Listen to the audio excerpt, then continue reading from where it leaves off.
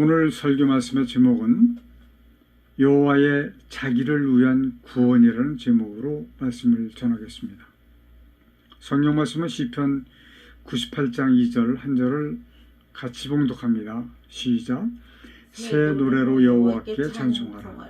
대저 기이한 일을 행하사 그 오른손과 거룩한 팔로 자기를 위하여 구원을 베푸셨도다. 아멘. 여호와의 자기를 위한 구원. 오늘 본문 말씀 중에서 보면 그 오른손과 거룩한 팔로 자기를 위하여 구원을 베푸셨도다 라고 기록을 하고 계십니다. 자, 우리가 본론으로 들어가기 전에 그 오른손과 거룩한 팔로 자기를 위한다라고 하는 말씀이 무엇인가를 한번 생각을 해보고 넘어가려고 합니다. 오른손, 이렇게 우리와 같이 이렇게 손으로 하시는 일이 아니에요. 거룩한 팔이라고 하는 것이 별도로 있는 것이 아닙니다. 하나님께서 하시고자 하는 일의 그 중대성을 나타내시고자 하는 말씀이에요. 예수께서 하늘에 오르셔서 하나님 우편에 앉아 계신다라고 하는 그 주기도문이 있죠. 이 말씀을 보면 하나님의 오른쪽에 계신다라고 하는 의미가 아니고 하나님의 모든 중대한 일을 맡아서 하신다라고 이해를 하시면 더 정확할 겁니다. 저는 솔직히 말씀드려서 처음 예수 그리스도를 믿으면서 주기도문을 암송하면서 왜 오른편이라고 표현을 했을까? 상당한 그 의문을 가지고 있었습니다. 그러나 이제는 제가 그것을 풀어서 여러분들에게 말씀을 드릴 수 있게 되어서 참으로 다행이라고 저는 생각을 합니다. 자, 자기를 위하여 구원을 베푸셨다. 시편 다른 곳 4장 3절에서도 이렇게 말씀을 하세요. 여호와께서 자기를 위하여 경건한 자를 택하신 줄 너희가 알지어다. 내가 부를 때 여호와께서 들으시리로다 라고 하는 말씀을 하셨습니다. 자, 자기를 위하여 구원을 베푸셨다. 또 자기를 위하여 경건한 자를 택하셨다. 시편 135장 4절에서는 자기를 위하여 야곱 곧 이스라엘을 자기의 특별한 소유로 택하셨음이로다 라고 말씀을 하십니다. 이 세 가지의 성경 말씀은 같은 의미의 말씀입니다. 하나님 자신을 위해서 구원을 주신다라고 하는 말씀이에요. 사람들이 생각하고 있는 사람을 위해서 구원하신다라고 하는 말씀, 이것이 완전히 틀리는 말씀은 아니지만 정확한 말씀은 아니라고 하는 말씀이에요. 우리는 우리를 구원하시는 것이 하나님을 위함인지 사람만을 위한 일인지 분명히 분별을 해야 될 필요가 있습니다. 만일에 하나님 스스로를 위함이라고 한다면 과연 사람은 무엇인가? 그러므로 하나님의 참 뜻을 알아야 한다라고 말씀을 드리는 겁니다.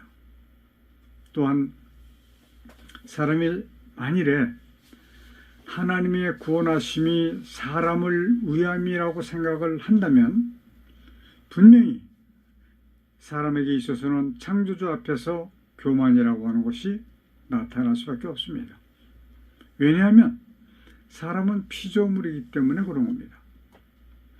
피조물로서 다만 하나님의 뜻을 이루시는데 쓰임을 받는 것이기 때문에 그런 거예요. 이것 이상을 생각하면 안 됩니다. 그 이상을 생각한다면 사람이라고 하는 존재가 하나님 앞에 크게 대도가 되기 때문에 교만이라고 볼 수밖에 없습니다. 미리 택하셔서 창조하신 사람, 수억만 가지 피조물 중에서 유일하게 하나님의 택함을 받은 것이 사람입니다. 며칠 전에 오노 목사님과 오랜 시간 대화를 나눴는데 그 목사님은 저의 말을 이해하려고 애를 쓰시는 것 같은 느낌을 받았습니다. 저는 그분께 구약의 선지자에 대해서 말씀을 드렸어요. 오늘날에 구약의 선지자가 있나요? 없습니다. 그러나 저는 제가 구약 선지자의 역할을 감당케 하시려고 하는 하나님의 뜻 중에 하나라고 저는 말씀을 드렸어요. 그렇게 생각이 들었기 때문에 그런 겁니다. 오늘날의 선지자다라고 하는 이름을 붙이기는 어렵습니다. 왜냐하면 목사라고 하는 것이 자리를 잡았기 때문에 그런 거죠. 왜냐하면 먼저 알게 하신 것이 분명하기 때문에 그렇게 말씀을 드리는 겁니다. 그러므로 이미 말씀을 드리기는 오래전부터 여러 번 말씀을 드렸죠. 목사님들의 신학적인 그 패러다임을 바꿔야 한다라고 말씀을 드렸습니다. 근데 이것이 그냥 패러다임이 바꾼다 해서 바꿔지는 것이 아니기 때문에 사실은 큰 문제죠. 만일에 패러다임을 바꾸게 된다라고 할 것 같으면 성도들의 성경적 지식이 하나님 앞에서 합당하도록 성숙하게 될 것은 분명합니다. 지금까지 한국의 기독교가 들어온 이후 138년 동안 고정되어 있던 신학의 오류, 이제는 정상으로 바꾸어야 합니다. 아멘. 그 중에 하나가 지금까지 우리는 하나님께서 사람을 위해서 구원하신다라고 생각을 했고 사람을 위해서 창조하셨다, 천지를 창조하셨다라고 생각을 하고 있었다라고 하는 것이에요. 이것이 잘못된 생각입니다. 우리는 하나님의 그 무엇을 위해서 사람을 구원하시는 것이라고 하는 사실을 인정해야지만 합니다. 창조주 하나님은 천지를 포함한 하나님의 나라에서 과연 원수가 될 만한 존재가 있을까요? 단 하나뿐입니다. 하나님을 배반한 천사장이었던 마귀입니다. 이 원수 마귀를 멸하시기 위해서 천지를 지으신 거예요. 여러분은 이걸 반드시 좀 이해를 하셔야 된다고 생각을 합니다. 그러므로 천지를 지으신 곳이 바로 이 땅이라고 하는 사실이죠. 이 땅은 바로 그때의 그 땅입니다. 이사야서 14장 12절에 보니까 너 아침의 아들 김영성이여 어찌 그리 하늘에서 떨어졌으며 너 열국을 엎은 자여 어찌 그리 땅에 찍혔는고 라고 말씀을 하고 계세요. 이 땅이 바로 이 땅입니다. 이 땅은 하나님께서 배반한 원수 마귀를 가두어 두셨던 유배지였다라고 하는 사실입니다. 이것을 이해하기가 그렇게 어려운 것 같아요. 여러분들은 이것을 반드시 이해를 하시지 않으면 하나님과 친해질 수가 없습니다. 왜? 하나님을 알지 못하는 결과이기 때문에 그런 거예요. 마귀가 갇혀있던 이 땅은 불구덩이였습니다. 그냥 지금처럼 아름다운 이 지구가 아니에요. 이 우주가 아닙니다. 왜냐하면 그 땅은 바로 이사야서 14장 15절에서 말씀하시기를 그러나 이제 내가 음부 곧 구덩이의 맨 밑에 빠치우리로다. 구덩이의 맨 밑에 빠치우리로다라고 하고 하신 말씀이 사탄 마귀를 찍으신 그 땅이라고 하는 말씀이에요. 하나님께서 음부에다가 찍어버리신 마귀, 그 음부는 불구덩이였다라고 하는 사실이 누가복음 16장 23절부터 24절까지에 기록이 되어져 있습니다. 저가 음부에서 고통 중에 눈을 들어 멀리 아브라함과 그의 품에 있는 나사로를 보고 불러 가로되 아버지 아브라함이여 나를 긍휼히 여기사 나사로를 보내어 그 손가락 끝에 물을 찍어 내 혀를 서늘하게 하소서 내가 이 불꽃 가운데서 고민하나이다. 음부는 바로 불꽃 가운데. 여러분들이 쉽게 이해하기 어려운 또 내용을 말씀드린다면 이 땅이, 이 지구가 불구덩이였다라고는 말씀이에요. 그래서 지금도 땅속 깊은 곳에 뭐가 다녀요? 용암이 다니고 있습니다. 불이라고 하는 것은 흙으로 덮으면 금방 꺼지도록 되어 있습니다. 그러나 땅속 깊은 곳에서 지금 움직이고 있는 그 용암은 불덩어리인데 꺼지질 않아요. 왜냐하면 이 땅의 원소였기 때문에 그런 거예요. 그러므로 하나님께서 천지를 포함한 하나님의 나라에서 정리하셔야 될 대상은 마귀 하나뿐이라고 하는 것을 알으셔야 됩니다. 그런 결론이에요. 사람을 위해서라고 하는 말이 전혀 틀리지는 않는다라고 조금 전에 말씀을 드렸어요. 이미 창조되어진 인간, 사람들은 다음의 세상이 분명히 있습니다. 다음의 세상은 낙원과 음부입니다. 이후 예수 그리스도의 재림이 시행이 되게 될 때 낙원에서 예수 재림을 기다리고 있던 백성들은, 하나님의 백성들은 새 예루살렘 성으로 사뿐히 옮겨지게 되어 있습니다. 그러나 음부에 있던 자들은 다시 영적인 존재로 둘세사망 불못으로 던짐을 받게 되는 겁니다. 예수께서 재림하실 적에 살아있던 자들, 그러니까 지금 만약에 재림을 하신다라고 하면 저와 여러분들이 되겠죠. 아직 죽음을 보지 않은 사람들을 이야기하는 겁니다. 살아있던 자들은 살아있는 그 상태 그대로에서 영적으로 변화를 받는 겁니다. 그래서 새 예루살렘 성으로 옮겨지는 거예요. 저 옮겨지는 그 순서를 우리가 한번 생각을 해본다라고 할 것 같으면 예수 그리스도의 재림이 시행이 될 적에 낙원에 있던 구원받은 백성들이 먼저 새 예루살렘 성으로 옮겨짐과 동시에 음부에서 불못으로 던져진 자들의 뒤를 따라서 살아있던 자들도 변화를 받고 새 예루살렘 성과 불못으로 옮겨지게 되는 것입니다. 제가 이걸 문서로 보내드리는 분들은 좀 몇 번 반복해서 읽어보시면 이해가 충분하실 거예요. 그러나 설교로 듣는 분들은 다시 한번 또 들어야 될 것 같은 느낌이 들긴 합니다만, 그러나 잘 들어보시면 충분히 이해를 하실 수가 있을 겁니다. 자, 이 말씀은 어디에서 나오느냐면 데살로니가전서 4장 15절부터 17절까지에서 말씀을 하십니다. 우리가 주의 말씀으로 너희에게 이것을 말하노니 주 강림하실 때까지 우리 살아남은 자, 남아있는 자도 자는 자보다 결단코 앞서지 못하리라. 자는 자라고 하는 것은 이 무덤에 들어가 있는 그 육적인 것을 말씀하시는 것이고요. 그들의 혼은 이미 낙원 또는 음부에 가 있는 겁니다.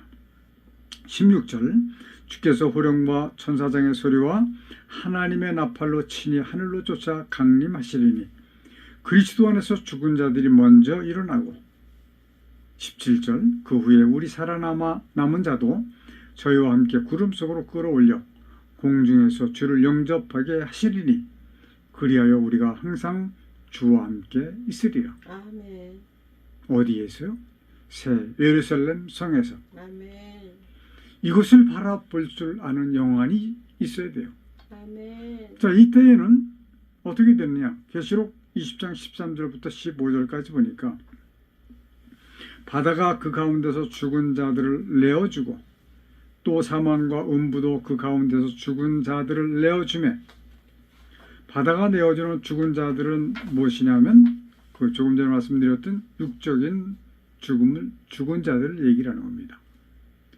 그리고 사망과 음부도 그 가운데서 죽은 자들을 내어주매 각 사람이 자기의 행위대로 심판을 받고, 14절, 사망과 음부도 불못에 던지우니 이것은 둘째 사망 곧 불못이라. 15절, 누구든지 생명책에 기록되지 못한 자는 불못에 던지우더라. 근데 어떤 목사님들은 이 생명책 이야기를 많이 하세요. 생명책에 기록이 되어져야 된다, 지워지면 안 된다, 이렇게 계속해서 말씀을 하시는데, 생명책에 기록될 수 있는 행위를 하면 기록이 되는 겁니다. 우리가 연필로 쓰듯이 쓰는 것이 아니에요. 하나님께서, 예수 그리스도께서 기록을 해주시는 거예요.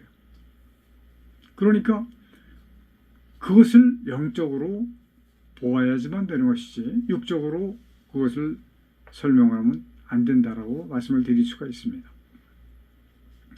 자, 여기에서 말씀하시는 사망이라고 하는 말씀은 살아있던 자들의 죽음을 맞는 그때를 이른다라고 말씀을 드리는 거예요. 아까도 말씀드렸지만 우리와 같이 만약에 지금 예수님이 재림을 하신다면 살아있는 우리를 말씀하시는 거예요. 사망이에요. 바로 사망입니다. 그러나 변화된 모습으로 이제 부활을 해서 가는 것이죠. 여기에서 음부라고 하는 말씀은 이미 죽어서 이전에 예수 그리스도가 재림하시기 이전에 죽어서 그 혼이 음부에 가서 있던 자들을 말씀하시는 겁니다. 사람보다 더 힘이 강하고 빠른 짐승들은 그냥 불살라 없어지는 존재들일 뿐이에요. 왜 사람만 구원을 주시는 것일까요? 이것은 하나님께서 마귀를 멸하시는 조건이며 방법이기 때문에 그런 겁니다. 성경에서 구원에 대한 하나님과 마귀와의 계약 조건을 말씀하시지는 않았습니다. 만약에 그 말씀을 성경에 기록을 하셨다면 엄청난 사람들이 구원을 받을 수가 있었을 수도 있습니다. 그러나 우리는 성경에서 이 말씀을 찾아볼 수는 없어요. 다만 욥기서를 보면 그 계약에 관계된 것을 예시를 받을 수가 있습니다. 욥기서를 보면 동방의 의인 욥에 대한 말씀이 나오죠. 욥은 아내와 10사람의 자녀와 많은 재산을 가지고 있습니다. 동방의 의인이라고 해요. 마귀와의 계약 관계는 이러합니다. 두루 세상을 다녀온 마귀에게 하나님께서 말씀하세요. 욥을 시험해서 어떠한 어려움 가운데서라도 하나님을 떠나는 것을 보라 라고 하는 허락을 받은 마귀가 내려와서 10명의 자녀를 한 번에 몰살시킵니다. 그 많은 재물도 순식간에 사라지게 만들었습니다. 욥의 몸에는 악창이 나게 해서 얼마나 가려운지 재 가운데 앉아서 기와 조각으로 긁고 있다라고 성경은 말씀하고 계세요. 몸이 성한 아내는 하나님을 욕하고 죽으라고 저주를 합니다. 그럼에도 욥의 하나님을 섬기는 마음은 변함이 없었습니다. 승리를 한 거죠. 욥 자체는. 결국은 갑절의 복을 받았다라고 기록을 하고 있습니다. 저는 이 갑절의 복이 무엇이 중요하냐라고 하는 마음, 그 마음이 수십 년 동안 가지고 있었어요. 오히려 감정도 일어났던 것 같습니다. 왜 하나님께서 욥이라고 하는 그 사람을 이렇게 억울하게 당하게 하셨을까? 라고 하는 그 감정도 많이 있었습니다. 솔직히 말씀을 드리는 거예요. 그런 감정들이, 그런 그 생각들이 하나님의 뜻을 깨닫고 난 후에야 욥기서의 말씀을 이해를 할 수가 있게 된 것이다. 이런 말씀이에요. 하나님과 마귀와의 계약관계, 즉 사람을 구원하시는 것은 하나님과 마귀와의 계약관계에 있어서 마귀를 멸하시는 방법이라고 하는 결론입니다. 피조물로서 택함을 받은 인간은 아무 소리를 할 권리가 없습니다. 자격이 없어요. 왜냐하면 창조주 되시는 여호와 하나님의 공의로우신 뜻이기 때문에 그런 겁니다. 하나님 앞에서 우리가 무슨 말을 할 수가 있습니까? 아무 말을 할 수가 없어요.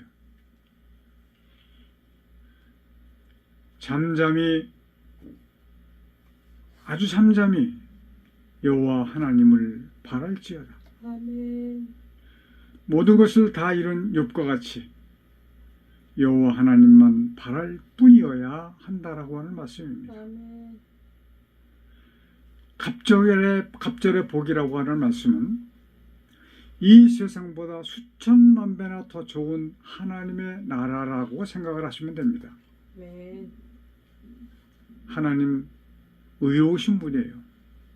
요백이 그렇게 억울하게 하실 분이 아니십니다. 이러한 하나님과 사탄과 이거 계약관계를 깨닫게 하시려고 욥기서를 주신 겁니다. 우리는 이 말씀을 가지고 하나님의 그 뜻을 밝히 깨달아 알아야 될 것입니다. 아멘. 시편 62장 1절 같이 한번 봉독하겠습니다. 시작. 내 혼이 잠잠히 하나님만 바라며 나의 구원이 그에게서 나는도다. 62장 5절 시작. 내 혼아 잠잠히 하나님만 바라라. 대저 나의 소망이 저로 쫓아 나는도다. 아멘. 세상에서 하나님의 구원보다 더 중요한 것은 아무것도 없습니다. 아멘. 세상에서 잘 사는 것 중요하죠. 그러나 하나님의 나라보다는 훨씬 믿지 못한다. 그래서 성경에서 말씀하시기를 내 팔이 범죄하거든 오이 잘라버리고 천국을 갖는 것이 더 유익하다라고 말씀하세요. 그만큼 하나님의 나라는 우리에게, 사람에게, 이 세상을 살아가는 모든 사람들에게 아주 중요한 겁니다. 아멘. 사랑하는 우리 성도 여러분들은 세상에서도 지혜로 승리를 하셔서 아멘. 평화를 누리시고 아멘. 영적으로도 승리하셔서 아멘. 하나님의 나라를 유업으로 받는 여러분 되시기를 축원을 드립니다. 아멘. 기도하십시다. 거룩하신 하나님 아버지, 우리는 지금까지 하나님께서 사람을 위해서 하늘과 땅을 창조하셨다고 알고 있었습니다. 마귀를 멸하시려고 사람을 구원하시는 하나님의 뜻을 미처 깨닫지 못했습니다. 하나님의 뜻을 이루시기 위해 구원을 쟁취해야 한다는 것도 알지 못했습니다. 이제부터는 정말 하나님의 귀하신 뜻을 따라서 살게 하여 주옵소서. 아멘. 구원받을 자를 더하기 위해서 우리는 열심히 전도할 수 있는 우리가 되게 하여 주시기를 아멘. 간절히 원합니다. 아멘. 우리 모든 성도들이 그와 같은 신앙으로 하나님께 가까이 갈 수 있는 모든 성도 되게 하여 주옵소서. 아멘. 예수님의 이름으로 기도드리옵나이다. 아멘. 아멘. 마귀를 감금해 오셨던 이 땅에 하늘과 땅과 만물을 지으시고 그 가운데 하나님의 뜻을 이루시기 위해 인간을 도구로 쓰시는 하나님의 크신 은혜와 아멘. 아담의 범죄로 사망 가운데 빠진 인간을 구원하시기 위해 대속제물로 보내주신 독생자 예수 그리스도의 십자가에 설리신 보혈의 은혜와 아멘. 마지막 심판을 위하여 구원받을 자를 더하시기 위해 복음을 전파하도록 우리와 함께 해주시도록 주께서 보내주신 성령님 함께 하시는 은혜가 아멘. 우리와 우리 함께 예배하는 성도들에게 충만히 임하여 주시기를 간절히 축원하옵나이다. 아멘. 아멘.